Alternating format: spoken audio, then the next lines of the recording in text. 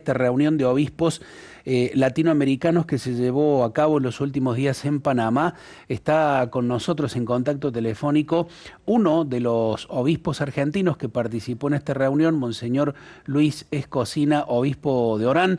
Lo saludamos, Padre Obispo, ¿cómo le va? Gracias por este contacto con Radio María. Buenos días, un gusto de poder compartir con ustedes este encuentro y especialmente poder, animarnos en este cuidado de la creación, sobre todo porque es el eje fundamental de este encuentro. Padre, cuéntenos qué testimonios se compartieron allí entre estos 15 pastores de distintos países de Latinoamérica.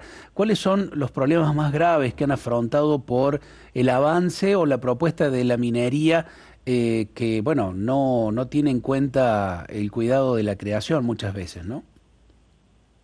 Los testimonios más fuertes fueron un testimonio de uno de los obispos en Brasil, que con motivo de la ruptura de hace unos años de la represa, con todas las muertes y las consecuencias que eso significó, de reivindicación de las víctimas, un obispo que fue amenazado, que ha vivido un momento de mucha contrariedad, ¿no es cierto? Y después también tuvimos la oportunidad de escuchar al obispo de Trujillo con este laico catequista que lo asesinaron, Juan López, que verdaderamente es por el testimonio que hemos escuchado del obispo, un laico comprometido con la vida de la Iglesia, con la vida de las comunidades y también con la defensa y en oposición a los emprendimientos mineros que están atravesando toda América Latina, porque han participado otros obispos de México, de Centroamérica y también de Ecuador, Perú y Argentina.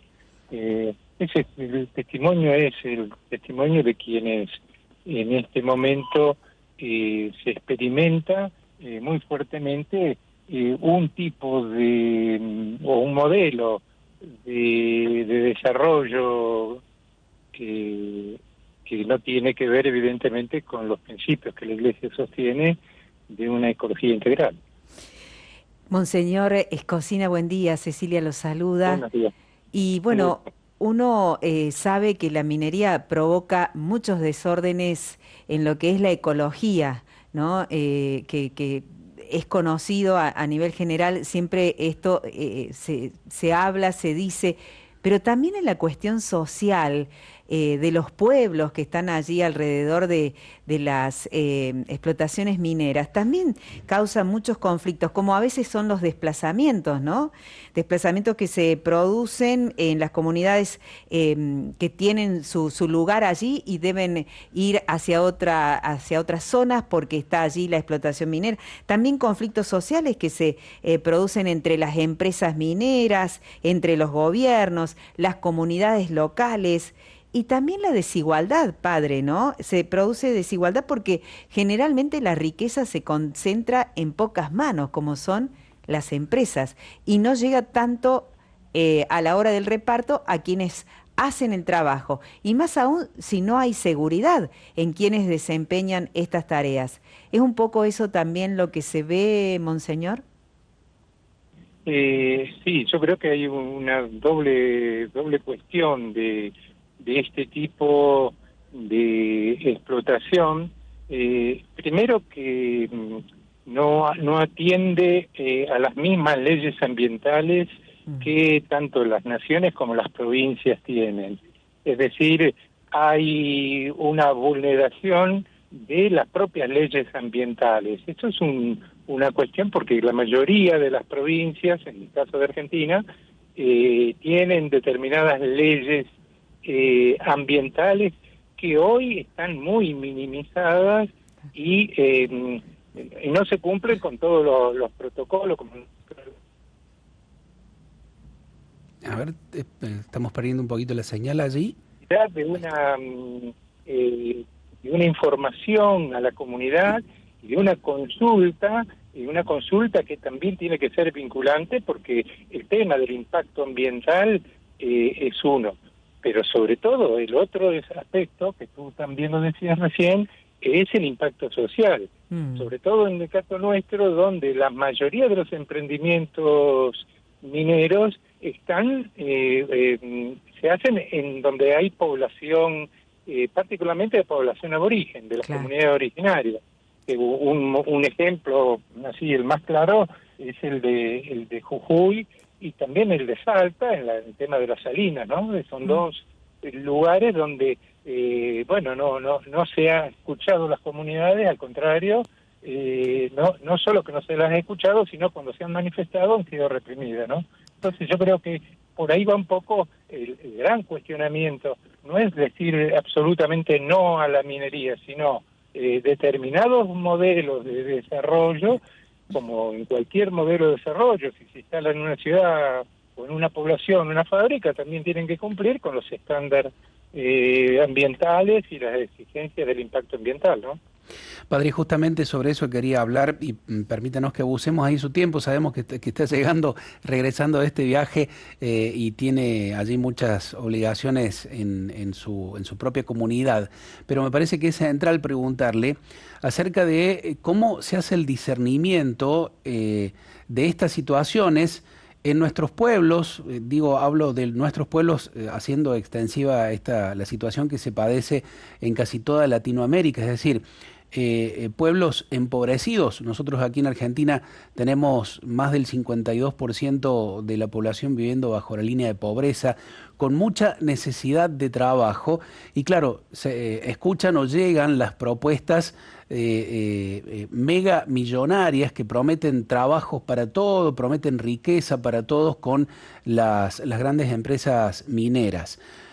¿Cómo se hace el discernimiento de esto, padre, ante esta situación tan complicada por un lado y con la propuesta de supuesta solución del otro?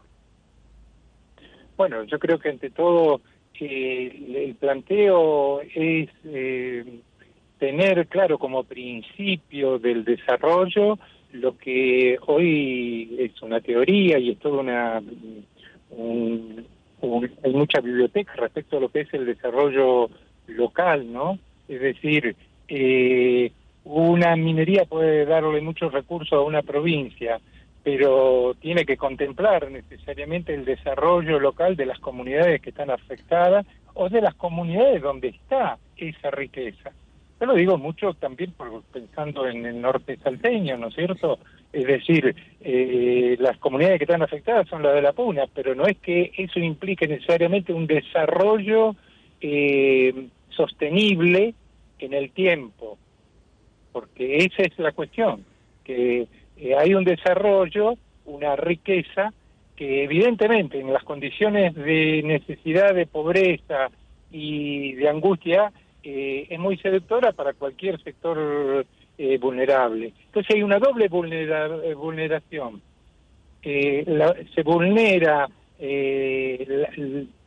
lo que es el desarrollo de las comunidades y por otro lado se aprovecha las situaciones de indigencia para explotar, porque de alguna manera los trabajos no todos están garantizados en la seguridad social y en el cuidado del que trabaja, ¿no? Así que ese es un poco como criterios. Nosotros en la Iglesia tenemos que tener los criterios que nos da la doctrina social de la Iglesia y más concretamente últimamente lo que para nosotros es lo que se llama el desarrollo humano integral, que implica una sostenibilidad